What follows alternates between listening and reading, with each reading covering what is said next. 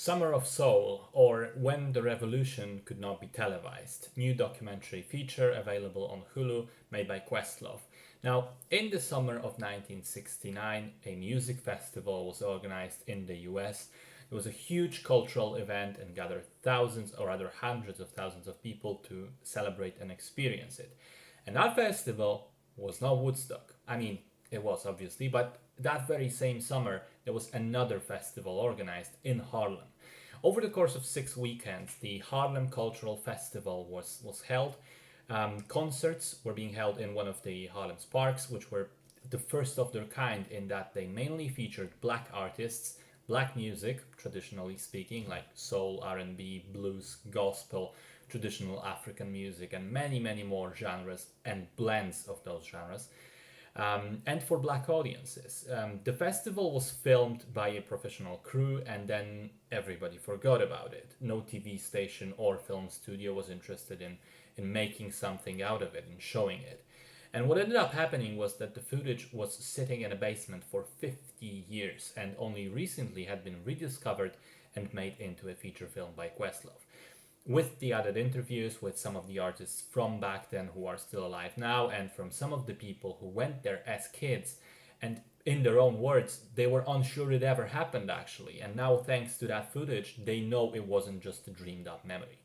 So the story is pretty amazing, but what's more amazing is the festival itself, the behind the scenes stuff of how and why it was organized, who did it, the logistics involving security provided by the Black Panthers, for example, but primarily the artists that were there, because that lineup was goddamn great. I mean, Nina Simone, B.B. King, Stevie Wonder, Sly and the Family Stone, The Fifth Dimension, Chuck Jackson. I mean, the list goes on, and the key thing is some of those artists I never actually heard their names before, let alone their music. But seeing them perform blew me away. It was an event full of life and energy and these unique, amazing types of sound for each of the bands and the performers. And we don't just skirt through them. Each major star gets their time to shine. We see them perform, but also it's a sort of a pretext to explore some wider contexts. How one song, for example, was a favorite of Martin Luther King, who was assassinated just a year before, and so we obviously go into that tangent. Another band's roots in church and how religion was an important thing for the community, and so on. The Fifth Dimension's experience of being called not black enough because of the music they played, and how the festival helped them change that perception for the better. And in general, like the conversation about, the race of the music, as it were, or the validity of such statements.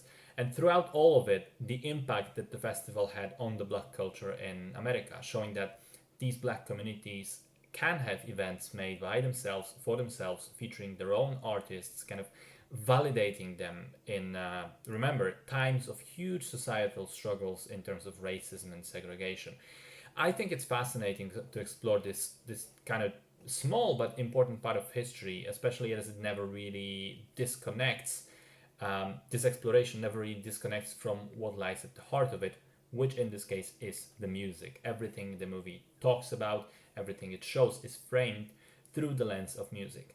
The one thing I was hoping for a little bit more was a more cohesive general narrative that would tie all of this together, because the way the film is made is almost like a series of shorter vignettes.